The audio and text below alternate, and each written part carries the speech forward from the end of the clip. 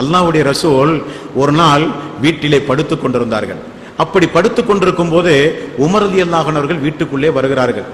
வீட்டுக்குள் வந்து ரசூல் ஸல்லல்லாஹு அலைஹி வஸல்லம் வீட்டை அப்படித்தான் முதலிலே பார்க்கிறார்கள். சட்டன தூதருடைய வீட்டுக்குள் யாரும் செல்லக்கூடாது, அனுமதி இல்லாமல். ஒரு பிரச்சனையை முன்னிட்டு அந்த பிரச்சனையை பேசுவதற்காக தூதரிடம் அனுமதி வாங்கி அல்லாஹ்வுடைய ரசூலுடைய வீட்டை முதலில் பார்க்கிறார்கள் உமர் ரலியல்லாஹு அன்ஹு அவர்கள். முஸ்லிமிலே 2947வது செய்தி. முதலில் அந்த வீட்டை பார்க்கிறார்கள். வீட்டை பார்க்கும்போது ரசூல் ஸல்லல்லாஹு அலைஹி வஸல்லம் உறங்கிக் கொண்டிருக்கிறார்கள். தலைக்கு மேல் ஒரு தண்ணீர் பை தொங்கப்பட்டு கொண்டிருக்கின்றது.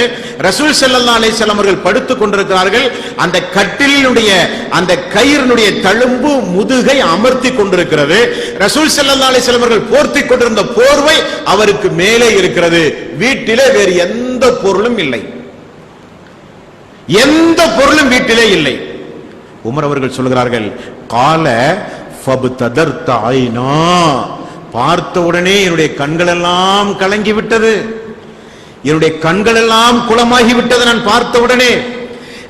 பார்த்த உடனே கண்கள் எல்லாம் குளமாகி எனது தொண்டை இறுக்கமாகி அழுகுற சப்தம் வெளியே வந்தது. கால யா உப்கிக யா இப்னுல் ஹத்தாப். உடனே ரசூல் ஸல்லல்லாஹு அலைஹி வஸல்லம் முழித்துவிட்டு கேட்டார்கள், இப்னுல் ஹத்தாபே ஏன் அழுகிறீர்கள்? குல்து யா நபி அல்லாஹ் வமா லீ லா அப்கி. அல்லாஹ்வுடைய தூதரே, எப்படி என்னால் அழாமல் இருக்க முடியும்? அவருடைய பதில பாருங்க, எப்படி என்னால் அழாமல் இருக்க முடியும்? அல்லாஹ்வுடைய ரசூலே, எப்படி என்னால் அழாம முடிக்க முடியும்? வஹாதல் ஹஸீரு கத் அஸ்ஸர ஃபீ ஜன்பிக. முதுகிலே அந்த கயிறுடைய தழும்பு படியாமல் இருக்க ஒரு போர்வை கூட உங்களுக்கு இல்லையா யா ரசூலல்லாஹ்? என்ன வாழ்க்கை யா ரசூலல்லாஹ்? அல்லாஹ்வுடைய ரசூலே, ஒரு போர்வை கூட இல்லையா?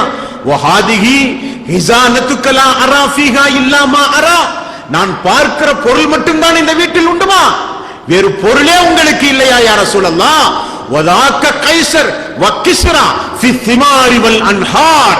கைஸரும் கிஸ்ராவும் தேனும் பாலும் உண்டு பாரசீக நாட்டை ஆண்டு கொண்டிருக்கும் போது, அவர்கள் நதிகளுடைய நீரை குடித்துக் கொண்டிருக்கும் போது, பூஞ்சோலைகளில் அவர்கள் உறங்கிக் கொண்டிருக்கும் போது, அல்லாஹ்வுடைய ரசூலே, உங்களுக்கு இப்படிப்பட்ட சூழ்நிலையா என்று கேட்கும் போது ரசூலுல்லாஹி ஸல்லல்லாஹு அலைஹி வஸல்லம் அவர்கள் மிக அருமையான பதிலை சொன்னார்கள்.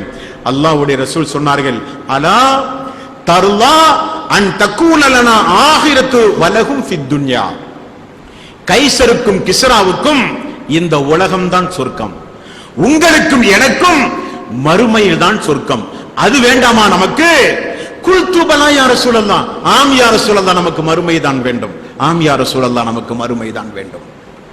மூமின்களுக்கு உலகம் என்பதே ஒரு சிறைச்சாலை என்றார்கள் ரசூல் ஸல்லல்லாஹு அலைஹி வஸல்லம். அல்லாஹ் தஆலா முஸ்ரிக்குகளுக்கு இந்த உலகத்தில் கொடுப்பான். திருக்குர்ஆனில் அல்லாஹ் தஆலா ஒரு இடத்துல ஒரு செய்தியை சொல்றான் தெரியுமா?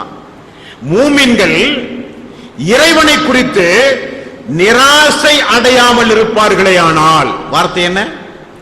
நாமெல்லாம் அல்லாஹ் தஆலா இப்படி வாரி கொடுக்கிறானே முஸ்ரிக்குகளுக்கு, நம்மளை கைவிட்டுட்டானே என்று நீங்கள் நிராசை அடைவீர்கள். அப்படி மட்டும் இல்லாவிட்டால் என்ன செய்வேன் தெரியுமா?